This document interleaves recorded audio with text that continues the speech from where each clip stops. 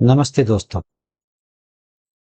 आज हम पढ़ते हैं mobility, portability, replication and clustering. But main topic यहाँ पे है replication and clustering. Mobile database management system, database management system में मोबाइल डिवाइस के अंदर हमने किया है कुछ points cover, like mobile data management. उसके लिए कुछ चैलेंजेस आते हैं। हैंडलिंग करते हैं मोबिलिटी इशू, हैंडलिंग करते हैं wireless communication, handling mobile portability.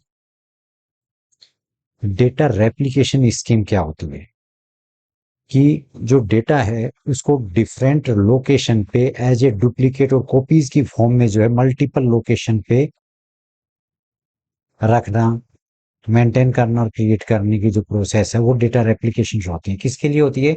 Replication, reliability, availability and performance के लिए। कुछ मेथड्स होते हैं लाइक फुल रेप्लिकेशन, सारी की सारी डेटा की हर एक जगह पे कॉपी कर दी जाए। पार्शियल रेप्लिकेशन, सिर्फ रिलीवेंट डेटा को कॉपी किया जाए। ऑन डिमांड रेप्लिकेशन, सिर्फ जब जरूरत हो, रिक्वेस्ट हो तभी जो है कॉपी किया जाए। ये 3 टाइप के मेथड है data replication method. Full replication, partial replication, on demand replication. कुछ कंसीडरेशन होते हैं जो डेटा रेप्लिकेशन के लिए जरूरी होते हैं। उनको like synchronization mechanism, consistency model, conflict resolution strategy. अब डेटा रेप्लिकेशन के टाइप भी होते हैं। कौन कौन से? Master slave replication, multi master application, peer to peer application, adaptive clustering.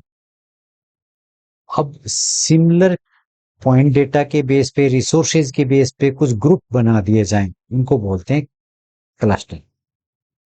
और ये एडेप्टिव क्लस्टरिंग क्या होती है कि जब क्लस्टर बनते हैं तो डायनेमिकली प्रोसेस जो है इन्वॉल्व होती है, तो वो बन जाती है एडेप्टिव क्लस्टरिंग।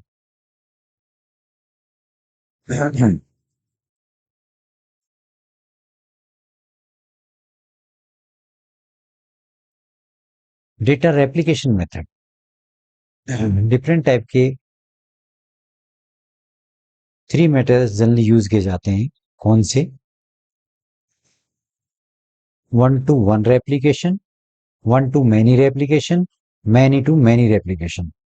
हर एक का एग्जाम्पल दिया हुआ है।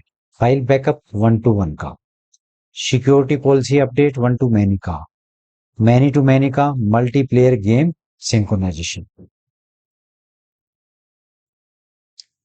क्या कंसिडरेशन होते हैं डेटा रेप्लिकेशन की? डेटा रेप्लिकेशन के डेटा को सिंक्रोनाइज करने की टास्क होती है, मर्जिंग करना और कन्फ्लिक्ट रेजोल्यूशन करना होता है, डेटा सिक्योरिटी से रिलेट होता है, हैंडलिंग डेटा स्कीम चेंजेस होता है, हैंडलिंग डेटा कन्वर्जन होता है। ये डेटा रेप्लिकेशंस के कंसीडरेशन होते हैं। डेटा रेप्लिकेशन के टाइम लास्ट में पढ़ा था फुल रेप्लिकेशन, पार्शियल रेप्लिकेशन और एक ऑन डिमांड रेप्लिकेशन होती है। नेक्स्ट आता है कि पुश और पुल सिंक्रोनाइजेशन होता है। उसके अंदर push synchronization 1-to-many, pull and push synchronization peer to peer, synchronous और एसिंक्रोनस रेप्लिकेशन होता है। कंटिन्यूसली रियल टाइम में रेप्लिकेटेड होता रहे या बैच की फॉर्म में रेप्लिकेटेड होता रहे, तो इसी के बेस पे जो है ये रेप्लिकेशन की प्रोसेस चलती है।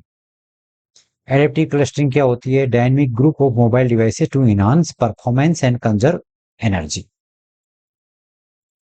अब ये कैसे काम करता है एडेप्टिव क्लस्टरिंग?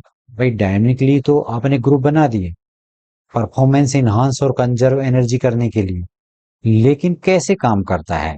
इसके 3 स्टेप होते हैं। क्लस्टर फॉर्मेशन होगा, डिवाइस कम्युनिकेशन और क्लस्टर रिकॉन्फ़िगरेशन।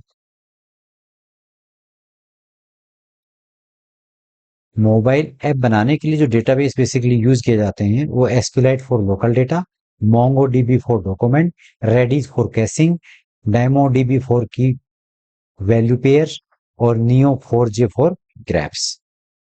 इस टाइप से कुछ डेटाबेस हैं जो कि हम मोबाइल ऐप बनाने में यूज करते हैं।